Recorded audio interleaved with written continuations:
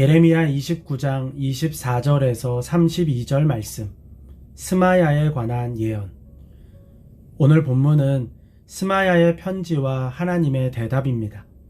바빌로니아의 포로로 잡혀간 스마야가 예레미야의 편지를 받고 화가 잔뜩 나서 스바냐 제사장에게 편지를 했습니다.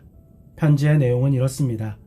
스바냐 제사장님, 주님께서 제사장님을 성전 감독관으로 세운 것은 거짓 예언자를 잡아서 처벌하기 위함인데 왜 미친 예언을 하는 예레미야를 가만히 두십니까? 그가 우리에게 본국으로 돌아올 때가 멀었다고 하면서 바빌로니아에 정착하라고 합니다.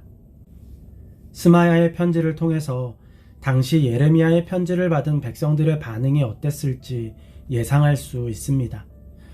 편지를 받은 스바냐 제사장은 예레미야에게 그 편지를 읽어주었습니다. 그때 하나님께서 스마야에 관해서 이렇게 말씀하십니다.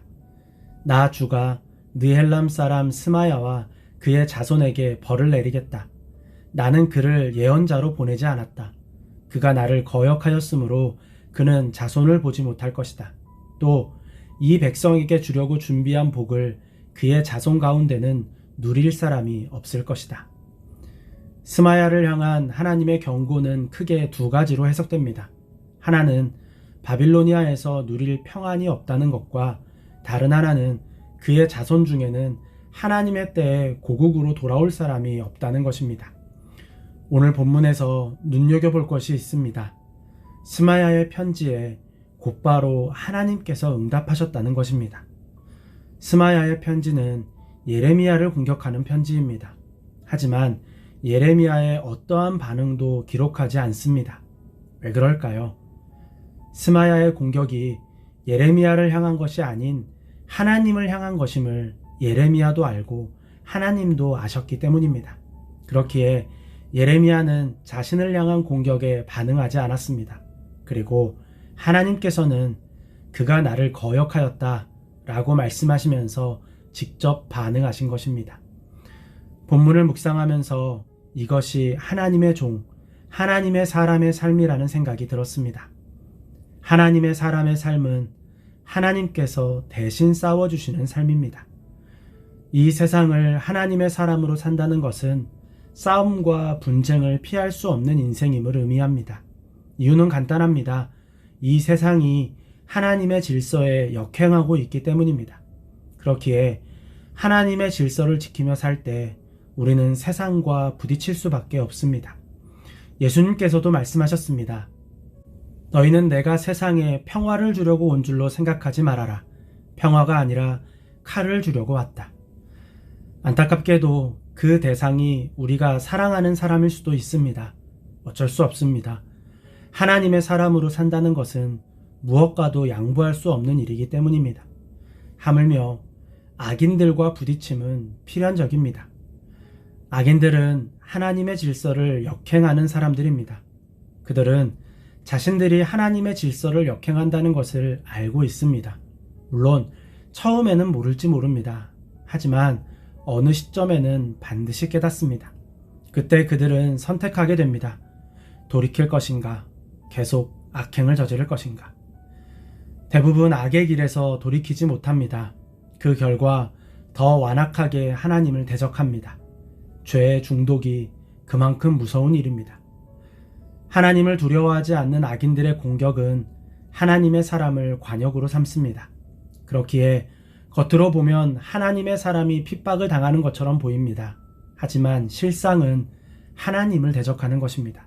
그렇기에 하나님의 사람이 반드시 기억해야 할 것이 있습니다. 이 싸움이 악인과 자신의 싸움이 아닌 악인과 하나님의 싸움이라는 것입니다. 그리고 악인의 공격 앞에서 하나님께서 대신 싸워주신다는 것입니다. 이것을 기억한다면 우리가 괜히 힘 뺄 필요가 없습니다. 우리가 맞서서 싸울 필요도 없고 나서서 변명할 필요도 없습니다. 우리는 그저 하나님의 일하심을 지켜보면 되는 것입니다. 이 사실을 아는 것이 평안의 비결입니다. 물론 처음부터 평안할 수는 없습니다.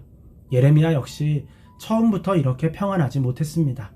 억울하다고 하소연하고 그만하겠다고 울고불고 떼를 썼습니다. 이 사람 저 사람에게 설명하고 자신을 변호하는 일에 힘을 다 쓰기도 했습니다. 그러면서 조금씩 하나님과의 신뢰를 쌓아간 것입니다. 그리고 하나님을 온전히 신뢰하기 시작했을 때 이 공격이 자신을 향한 공격이 아닌 하나님을 향한 공격임을 깨달았습니다. 이 싸움이 자신의 싸움이 아닌 하나님의 싸움임을 깨달은 것입니다. 그때부터 원수의 공격에도 평안을 지킬 수 있습니다. 이 세상에 마음이 넓어서 원수의 공격에도 평안한 사람은 없습니다. 자존심이 없어서 원수의 공격에도 반응하지 않는 사람은 없습니다. 하나님께서 주시는 평안이 있을 때만 원수의 공격에도 평안할 수 있습니다. 이 평안을 간직한 사람은 원수의 공격 앞에서 이렇게 고백합니다. 이것은 내 싸움이 아니다. 하나님께서 대신 싸워주신다. 이것은 하나님도 알고 하나님의 사람도 압니다. 그런데 원수만 모릅니다. 그러니 계속해서 싸움을 걸어오는 것입니다. 그 싸움이 하나님을 향한 것인지도 모른 채 공격을 합니다. 하나님으로부터 어떤 보응이 돌아올지 모른 채 악행을 저지르는 것입니다. 이 세상을 살면서 하나님을 거역하는 자리에 설 때도 있습니다. 만약 그 자리에 있다면 더 가면 안 됩니다. 깨닫는 즉시 돌아와야 합니다. 지금 공격의 대상, 싸움의 대상이 눈앞에 있는 그 사람이 아닌 하나님이라는 것을 기억해야 합니다. 하나님을 두려워하시기 바랍니다. 정신을 차려야 합니다. 만약 하나님의 사람으로 살면서 이리 치이고 저리 치이고 있다면 이렇게 고백하시기 바랍니다. 하나님께서 대신 싸워주신다. 이건 내 싸움이 아니다. 하나님을 믿어보자. 그렇게 하나님과의 신뢰가 쌓이면 어느 날 세상이 줄 수 없는 평안을 얻게 될 것입니다. 그리고 세상이 감당 못할 사람으로 다른 삶, 구별된 삶을 살게 될 것입니다. 오늘도 하나님과의 신뢰를 쌓아가는 날 되시기를 바랍니다.